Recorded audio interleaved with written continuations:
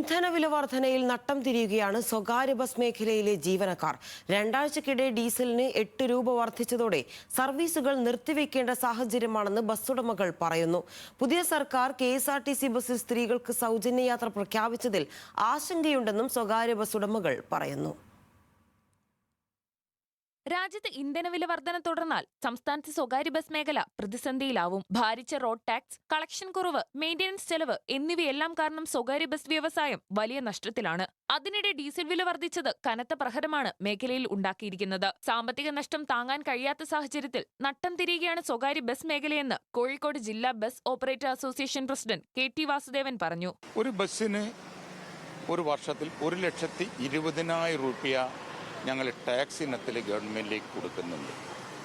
അതുകൂടെ ക്ഷേമനിധി, LBR എന്നിവ മറ്റുള്ള വിധത്തിലൊക്കെ തന്നെ.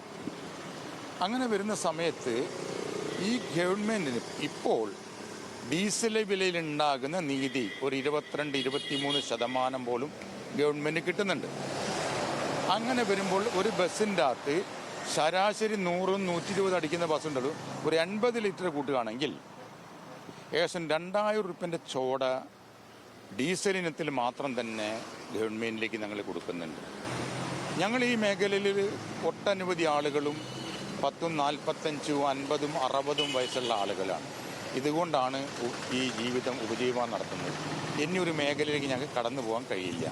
അതിന് ഗവൺമെൻറ് ഞങ്ങൾ എന്തെങ്കിലും രീതിയിൽ ഇത് സംരക്ഷിച്ചു കൊണ്ട് നടത്തണം മാത്രമേ ഞങ്ങൾക്ക് പറയാനുള്ളൂ.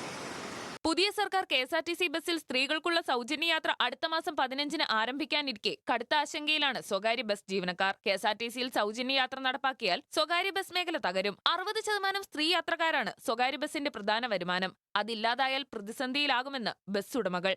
കേരളത്തിലുള്ള ബസ് ഉടമസ്ഥകളും കംപ്ലീറ്റ് അതീവ രൂക്ഷമായ പ്രതിസന്ധി കൂടിയാണ് ഈ ബസ് വ്യവസായം നടന്നു പോകുന്നത്. അതിനിടയിൽ ഈ ഒരു ഫ്രീ സ്ത്രീകൾ കൊടുക്കുമ്പോൾ ഇന്നത്തെ യാത്ര ചെയ്യുന്ന യാത്രയിൽ 60% സ്ത്രീകളാണ് യാത്ര ചെയ്യുന്നത്. അതുമൂലം 40% ആളുകളെ ഈ ബസ്സിൽ കയറാൻ ഇറങ്ങാനുണ്ടാവുള്ളൂ.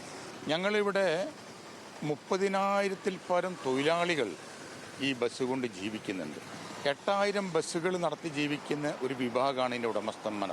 ജീവിക്കാനുള്ള രൂപാവധിക്ക് ഒരു ബസ്, അര ബസ്, കാൽ ബസ്, ഒരു ബസ്സിൽ 3 ഷെയറായിട്ട് നടന്നു പോവുകയാണ്. ഈ നിലയിലുണ്ടാകുമ്പോൾ ഈ 2 വ്യവസായം നശിച്ചു പോകും.